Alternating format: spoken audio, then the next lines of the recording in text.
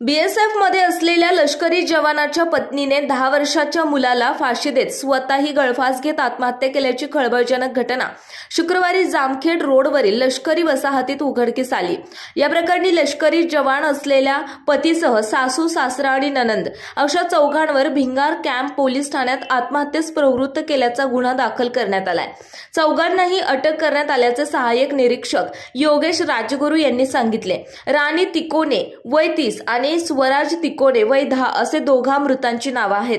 तर पती बाळकृष्ण तिकोने, सासरा रामदास तिकोने, सासू मंगल तिकोने, ननंद शुभांगी ठुबे यांच्या विरोधात गुन्हा दाखल करण्यात आलाय। तिकोने कुटुंबीय मूळचे पारनेर तालुक्यातील वेसदरे येथील रहिवासी आहे। ते सध्या भिंगारच्या लष्करी हद्दीत जामखंड रोडवर दमानिया बंगल्यासमोर राहत होते। पती बाळकृष्ण तिकोने हे सध्या बीएसएफ मध्ये कार्यरत आहेत। ते शुक्रवारी सुट्टीवर घरी आले, मात्र बराच वेळ घराचा दरवाजा उघडला गेला नाही।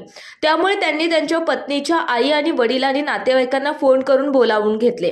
ते आल्यावर त्यांनीही अनेक वेळा आवाज दिला, मात्र दरवाजा न उघडल्याने बाळकृष्ण तिकोने भिंगार कॅम्प पोलीस ठाण्यात गेले।